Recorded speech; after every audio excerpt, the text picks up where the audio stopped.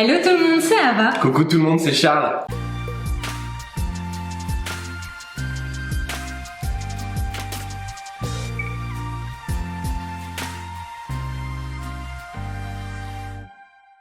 On espère que vous allez merveilleusement bien, comme toujours. Alors, c'est notre première recette de bûche de Noël. On est désolé, on n'a pas encore eu le temps de faire le décor de Noël. Ça ne saurait tarder, soyez patients, je pense qu'on va essayer de faire quelque chose de bien.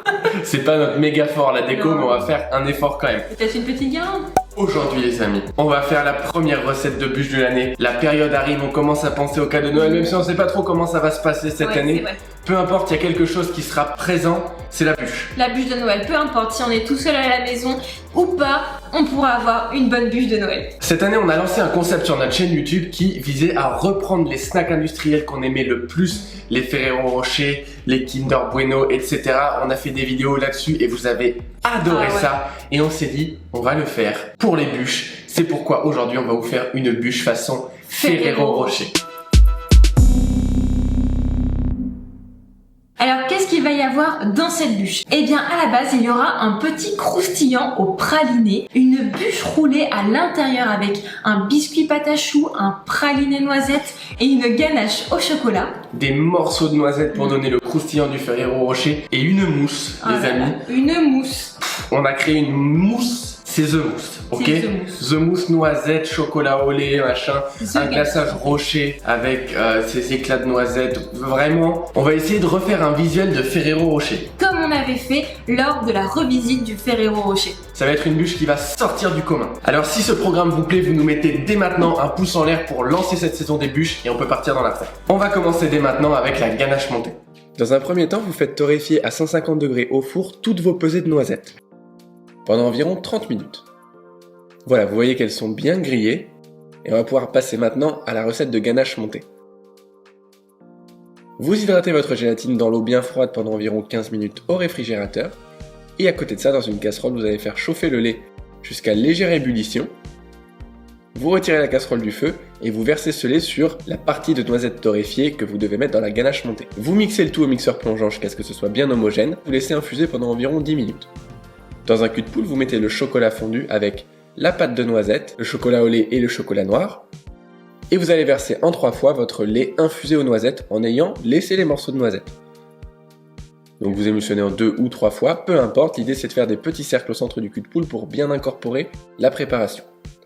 Tant que c'est bien chaud, on ajoute notre gélatine bien hydratée, on mélange jusqu'à ce qu'elle soit complètement fondue et on ajoute en une fois la crème froide tout en émulsionnant.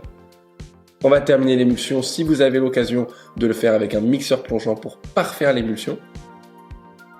Et vous versez le tout dans un récipient à fond large pour qu'il refroidisse plus vite. Vous le fumez au contact et vous le mettez au réfrigérateur minimum 4 heures. Maintenant que notre ganache montée est en train de reposer, on va pouvoir lancer notre praliné noisette. Dans une casserole, on va venir faire un caramel à sec en mettant le sucre semoule sur un feu doux à moyen. Retournez la casserole si vous voyez que ça cuit plus d'un côté que de l'autre. Et une fois que vous avez une belle couleur comme à l'écran, vous pouvez réserver votre caramel pour qu'il refroidisse. Ensuite, vous venez mettre la pesée de noisettes torréfiées avec le caramel bien froid et on va mixer le tout à l'aide de notre robot coupe. Pour avoir un praliné cette fois-ci, non pas bien lisse mais un petit peu crunchy. Vous allez voir que ça va apporter du relief dans notre bûche. On ajoute ensuite la fleur de sel et on mélange bien pour qu'il y en ait partout. Notre praliné est prêt. On lance dès maintenant le biscuit pâte à choux et la ganache au chocolat. Dans un cul de poule, vous versez le chocolat au lait fondu, le chocolat noir fondu. Vous les mélangez intimement. Et dans une casserole, vous allez faire chauffer votre pesée de crème avec le glucose. Vous voyez qu'il est liquide, c'est parce qu'on l'a passé quelques secondes au micro-ondes. On vous conseille cette technique qui est très pratique. On fait chauffer jusqu'à ce que ce soit très fumant. Et on va verser en 2 ou 3 fois sur notre mélange de chocolat, tout en émulsionnant à la maryse. On fait nos cercles au centre du cul de poule. On voit que le premier tiers fait trancher, c'est pas grave du tout, c'est même normal. Le deuxième tiers va lier le tout. Comme ici, on voit qu'elle devient brillante. Et le troisième tiers va la rendre vraiment lisse et encore plus brillante, comme ici. On réserve comme pour la ganache montée dans un récipient à fond large qu'on filme au contact et on laisse minimum 2 heures au réfrigérateur. On peut maintenant attaquer le biscuit pâte à choux. On commence donc par faire une pâte à choux en mettant dans notre casserole le beurre, l'eau, le lait, le sucre et le sel fin. On va venir faire chauffer sur un feu doux à moyen pour que le beurre fonde avant que le mélange bout. Une fois qu'on a une belle ébullition, on sort la casserole du feu et on ajoute la farine en une fois. On mélange grossièrement, puis on remet le tout sur un feu doux à moyen. Comme on a une petite quantité, on va dessécher notre pâte environ 1 minute. Ensuite, on la récupère et on ajoute petit à petit la pesée d'œufs. On vous conseille de battre les œufs avec une fourchette avant de les incorporer, ça sera bien homogène. On ajoute les œufs petit à petit, environ en 3-4 fois. À vous de voir, c'est normal que le mélange tranche, ensuite il va venir se lisser et là on peut ajouter le reste d'œufs. On ajoute ensuite l'huile de noisette, vous allez voir ça va apporter un super goût à notre biscuit. À côté de ça, dans le bol de notre robot, on vient mettre la pesée de blanc d'œuf avec un petit peu de la pesée de sucre semoule qui sert à monter les blancs. Une fois que le mélange mousse, on rajoute encore du sucre. Puis une fois qu'on voit des signes de vague, on rajoute encore, on monte un petit peu la vitesse et on fait ça jusqu'à avoir une belle texture de mousse à raser. On ajoute ensuite ces blancs montés délicatement à notre mélange précédent. Vous voyez qu'on peut faire ce geste soit à la maryse, soit à l'aide du fouet. Nous on aime beaucoup aussi le faire avec le fouet, ça mélange encore mieux et ça reste bien délicat. Ce qu'il faut se dire, c'est surtout qu'on ne chasse pas l'air qu'on a mis dans nos blancs. Et voilà, le mélange est prêt, on peut venir le mettre sur un tapis en silicone. Vous avez de quoi faire 2 tapis environ. À vous de voir si vous voulez diviser les pesées, mais c'est vrai que c'est un peu moins pratique quand on les divise. N'oubliez pas de bien graisser votre moule à génoise et enfournez pendant 14 minutes à 190 degrés. Retirez immédiatement votre biscuit de la plaque de cuisson une fois qu'il est cuit. Vous déposez votre biscuit sur une feuille de papier sulfurisé pour le démouler et vous allez commencer à étaler une couche de praliné assez fine sur votre biscuit. Vous laissez une petite zone qui n'est pas tartinée au bout. Une fois que c'est fait, vous allez ajouter la ganache assez finement. Voilà, par-dessus le praliné. Et on va pouvoir ajouter des éclats de noisettes torréfiées.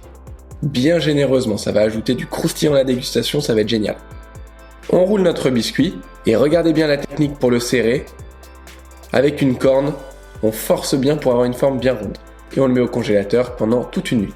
On termine avec notre croustillant, on va monter cette bûche et enchaîner avec le glaçage rocher. Dans un cul de poule, vous mettez la feuilletine avec le chocolat au lait fondu et le chocolat noir fondu. On mélange le tout jusqu'à ce que ce soit à peu près lié, comme ici. Et on va venir étaler cette préparation entre 2 feuilles de papier sulfurisé sur environ 3 mm d'épaisseur. On place au congélateur quelques minutes. Une fois que c'est bien froid, on va prendre le témoin qui correspond à la base de notre bûche, légèrement plus petit pour que ça puisse rentrer à l'intérieur, et on va découper tout ce qui dépasse pour avoir la forme exacte que l'on souhaite. On replace le tout au congélateur jusqu'à utilisation. On peut récupérer notre ganache montée, vous voyez qu'on voit un petit peu les noisettes qui ont été mixées, ça a donné une superbe texture, et on vient la monter dans le bol de notre robot, avec le fouet donc. On mélange à vitesse moyenne, jusqu'à avoir une belle texture de ruban.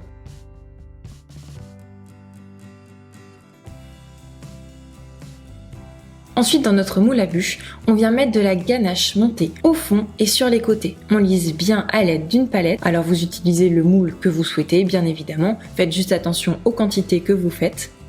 On ajoute ensuite notre biscuit roulé que l'on a prédécoupé pour qu'il rentre dans notre moule. On remet de la ganache montée, pratiquement jusqu'à hauteur. N'hésitez pas à bien appuyer pour qu'il y en ait partout, il ne faut pas qu'il y ait de trous quand on va la démouler. On recouvre totalement le biscuit, on vient lisser à l'aide d'une palette et on termine en plaçant notre petit croustillant. On peut mettre au congélateur une nuit jusqu'à ce que ce soit bien figé. On va venir mixer pas trop finement nos noisettes torréfiées pour avoir ce type de granulométrie. On le passe au tamis pour enlever le côté poudre et ne garder que les morceaux de noisettes. Et dans un bol, on va émietter notre feuilletine, sauf si vous avez acheté de la feuilletine déjà émiettée.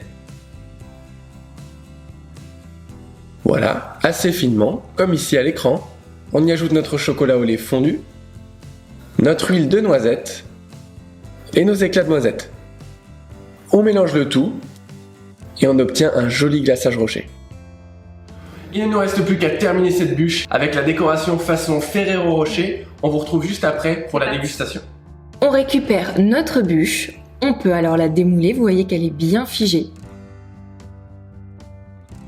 Et on va venir la glacer avec notre glaçage rocher une fois qu'on l'a mis à 45 degrés. Ensuite, sur un papier sulfurisé, on vient étaler du chocolat au lait fondu. Pas besoin forcément de le tempérer. Et on vient recouvrir, avant que le chocolat ne fige, notre bûche quand elle est encore bien froide. On vient l'enrober. Ça fera notre effet emballage de Ferrero Rocher.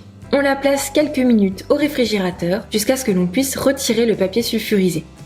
On vient ensuite, à l'aide d'un pinceau, nous on a utilisé un pinceau à maquillage, mettre de la poudre dorée sur la totalité de notre bûche. Là, ça claque. Regardez ça. Dites-nous en commentaire ce que vous pensez du visuel de cette bûche. Est-ce que la découpe est pas incroyable? Moi je trouve ça super gourmand. Le biscuit roulé en insert, c'est ouf. Bon, est-ce que ça goûte le Ferrero Rocher?